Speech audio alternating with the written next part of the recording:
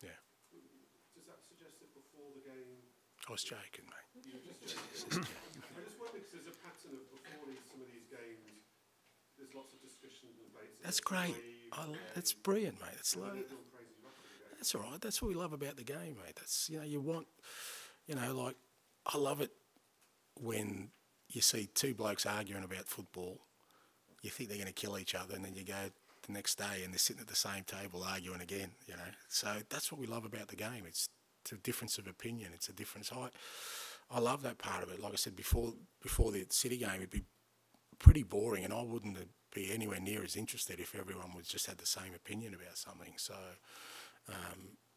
you know, from my perspective, it's the fact that football does sort of give so many voices the opportunity to have an opinion about it. Now, it doesn't mean I have to listen to all of it or I believe everything about it. It's not sort of what I tap into, but, you know, I love the fact that, you know, football does bring discussion and debate to the table. So I've got no issue with it. And, you know, and even I treat it in equal measure. Even the so-called plaudits after it doesn't really affect me. But I love the fact that some people get excited by it and others think, no, it's a load of crap. On opinions, the West Ham co-chair Karen Brady seems to have quite a high opinion of you. I don't know if you're aware. Last season she wrote a column. She wrote a column in the Sun newspaper, and it was like a love letter to you. it was just like, Ange's wonderful. It would be amazing if he ever comes to the Premier League. She listed all your achievements. Were you aware of that at the time? Did anyone make you aware of it? No, but do you know Karen? No, I don't. I've never met Karen. I don't think I've ever come across her. But in many respects, wouldn't that make her fairly ahead of the game? Yeah, exactly. Yeah. So I reckon she's a pretty smart operator. But yeah, I'm not sure about the love letter stuff, mate. I mean, but no, look, I guess, you know, me kind of moving to Celtic kind of brought me closer to this part of the world. You know, I was aware that particularly, say, Celtic Rangers, everyone down here watches it, so it kind of gets into people's consciousness. But you know, I guess if Karen noticed, then like I said, all credit to her.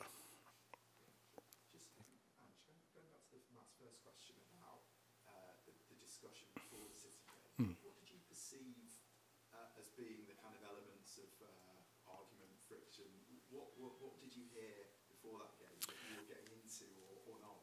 No, I mean, I wasn't immersed in it, but it's just, I mean, even the questioning I was getting here, and it wasn't anything unusual to me. It's about, you know, will you change your approach, and will that approach work? And I think there was a valid sort of backdrop to that Tottenham have had a fair bit of success playing a totally different way against it, and I thought that was great, because that, as I said, those kind of things are the things that challenge my beliefs. Because, you know, when you kind of say, well, no, I understand that works, but I want to do it this way, because ultimately, if I waver in that moment, then it makes me start thinking, okay, maybe I have to look at this a little bit differently. You know, going to Man City and trying to play like we want to play, maybe it's not a good idea, because this has worked in the past with Tottenham. So, and like I said, that's a valid discussion to have, you know, for many people. But I guess my point to that was, well, that's not me though, and that's why I'm sitting here, because, you know, the end game was never, well, I don't think is about just beating Manchester City, because if that was the end game, then there wouldn't be the change that has happened here. I guess you feel a bit of vindication, or...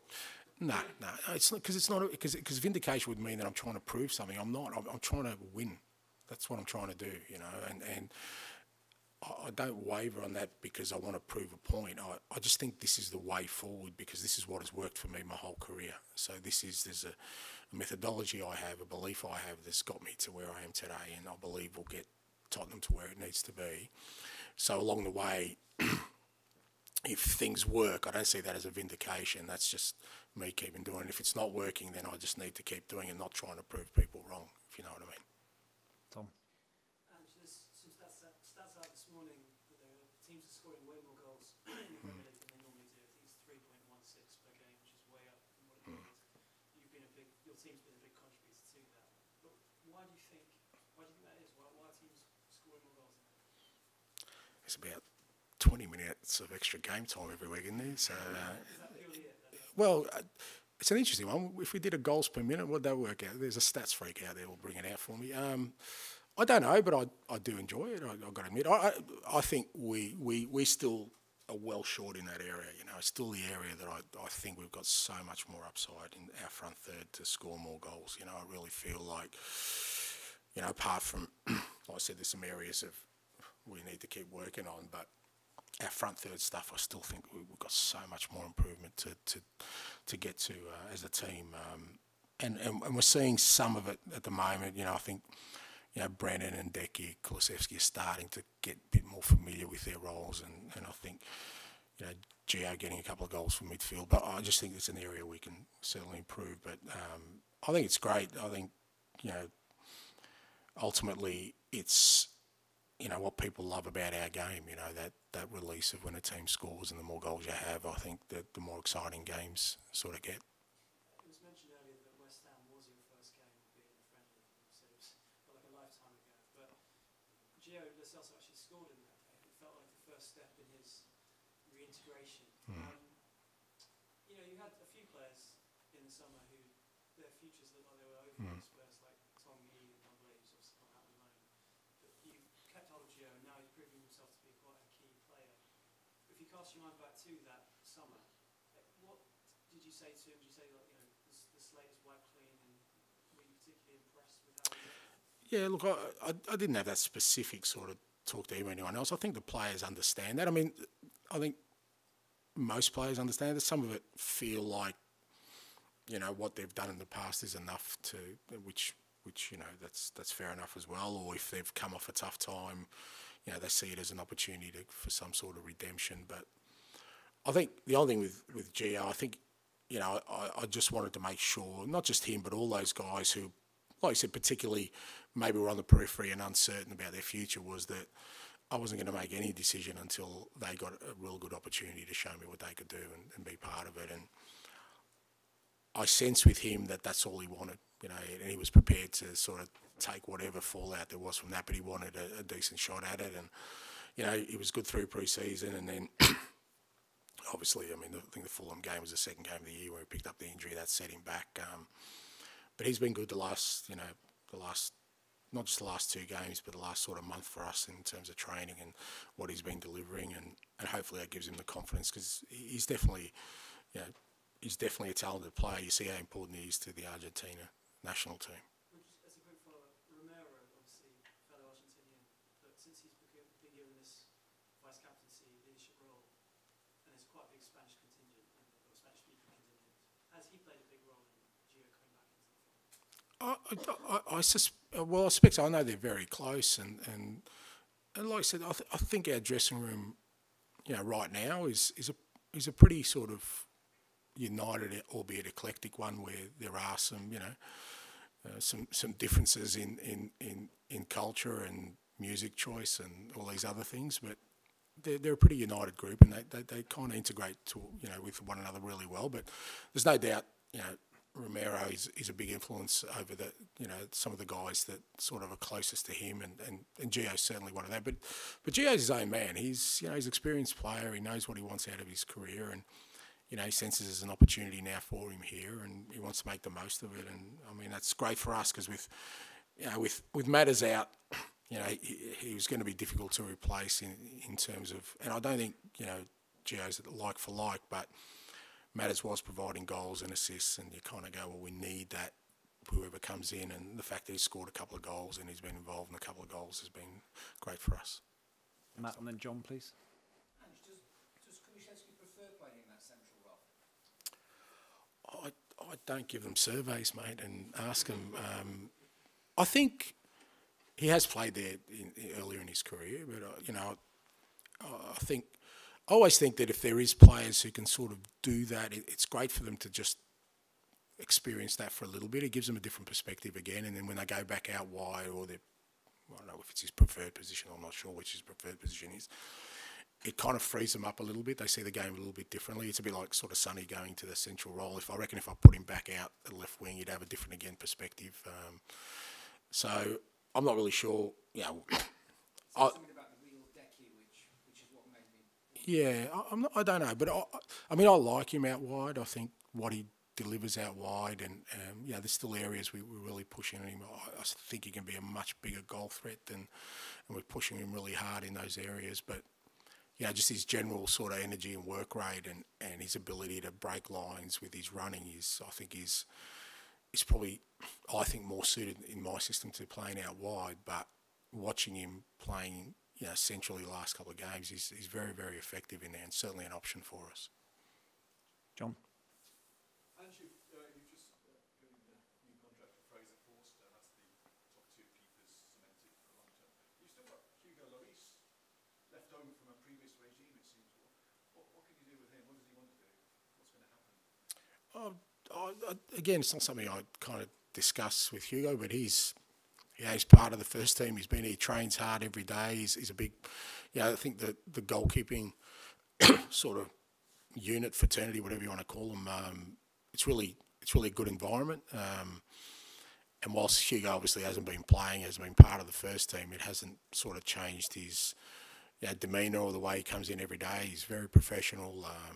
It's great for the other keepers to sort of have him there as somebody with great experience. But it's no secret he's in the last year of his contract. Well, it's in the last 6 months now, and I'm sure he'll be thinking about his future and what he does sort of next step. But it's not something I'm sort of too focused on. I'm delighted we've signed Fraser on for another year. I think I've said numerous occasions in public that his training is just elite level, So, I still think he's a Premier League standard goalkeeper, absolutely. But as often in most cases, in squads, it's the guys who maybe aren't playing regularly that can sometimes, affect the mood of the whole group. And if you've got a guy like him who's not playing regularly, that's training the house down every day, it's a hell of an example to everyone else. And delighted to sort of have him on board for at least another year, hopefully longer beyond that. With Hugo, it's rare for a player to go first choice of legend to invisible man on match days.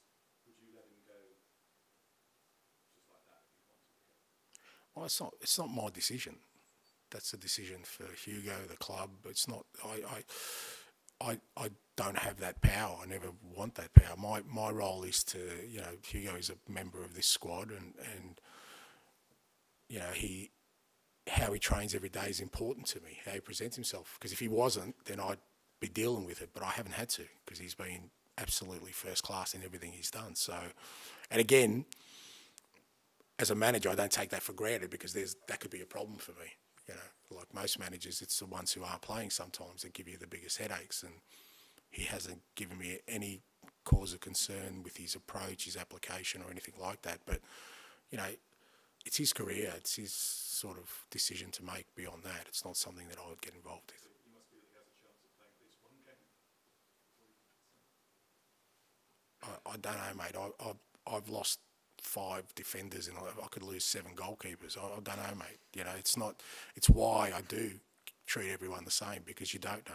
He's a member of this team. He's a member of the squad, and you don't know what's down around the corner, and it's the way you treat people when they're not involved that will come back to bite you if you need them one day. Okay, last couple, Darren, and then finish with Dan, please.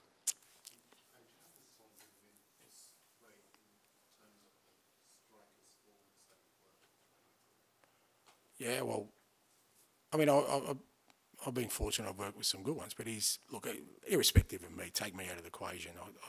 I think he's elite in every sort of aspect of it. Attacking players who've played in the Premier League. I'd be very surprised if by the time he's finished, which is well down the track, if he's not up there as one of the outstanding strikers. Because don't forget, a lot of his career's played out wide, but he's been a goal threat the whole time. Now I'm putting him inside, and he's got 9 goals already for the year. I think he's leading goal scorer for offside goals as well. So he's been outstanding, and I knew that before I got here. But just working with him every day, and the example he sets as a person as much as a footballer he's just outstanding. And even that's inspiring for me. When you see a person who you know, for all intents and purposes, has climbed the mountain many times in terms of his own football pedigree. That, you know, every day he loves what he does, and every day he feels it's a blessing, and every day that rubs off on other people, and then he plays the game like that. You know, he runs around like he's a kid. You know, literally. You know, just chasing balls down, and you know, like I said, to me, it still inspires me, and you know, feel very grateful to be working with him.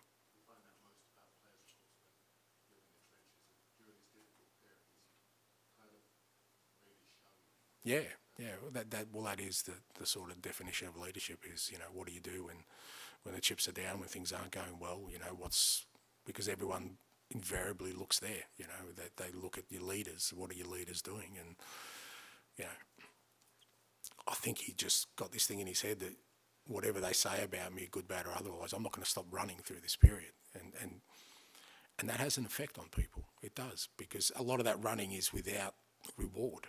You know, he doesn't get a reward for just chasing the ball down. But if your leader, you know, and your best player is doing that, then me as a teammate, well, I can't not do it. I just cannot. I have to follow that lead, you know. And through this period, we've had to sort of dig deep, and we're still, like I said, we're still not out of it. We're still going through it. He's been a force in showing us the way forward.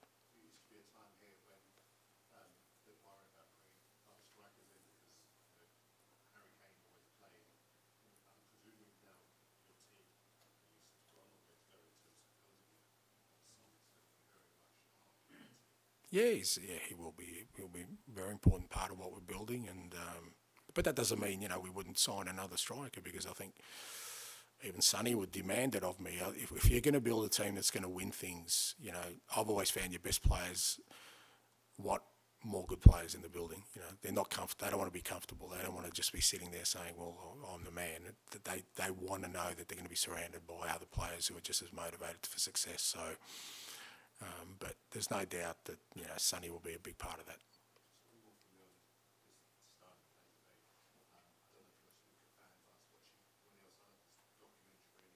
Outstanding, yeah.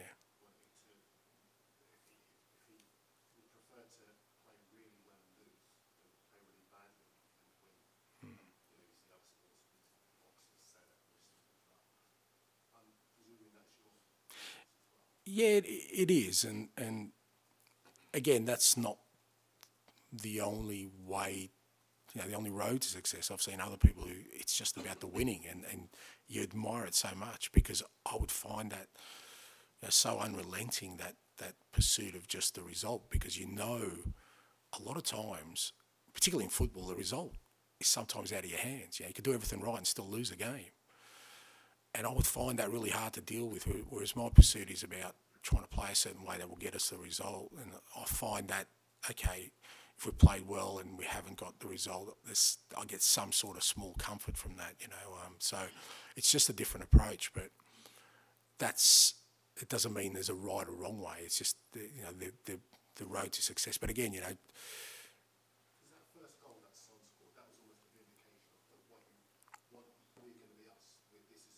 yeah, to be honest, I thought the second goal was more because, you know, part of what we want to do was press, you know, the best footballing side in the world aggressively, you know, and when Gio scored his second goal, we were on the halfway line pressing them, trying to win the ball. That meant, you know, Ben's man-on-man with Haaland, and our fullbacks are man-on-man with their wingers, and that's part of it as well. It's not just what we do with the ball, it's what we do without the ball, you know, taking that approach. And you know, that like I said, when you go into a game like that and that's your kind of what you want to do, if you come out of it, what you want is to give the players something, show them something to say, look, you did it. This is not just words, this is not just an idea, you did it. And it may have only been for small parts of the game, but if you can do it for small parts, our challenge is now, can we extend that to bigger areas? Whereas if you never even try it, you never know. You don't know if you can do it or not. So if we change my approach for the Man City game, that's where I would have lost. I wouldn't have got any opportunity to give that feedback to the players. So, you know, from that perspective, we got a lot of good sort of information out of that game, good and bad, like areas where we really struggled, but some, you know, I explained it to the other coaches is, you know, like when you're panning for gold, there's a lot of dirt there, but you're just looking for that little speck. And we got quite a few specks of gold that I could show the players after the game and say, you know what, if we keep digging here, we'll get some nuggets eventually. Okay. Dan, do you want to finish? I can't believe I said that, sorry. 12 o'clock tomorrow.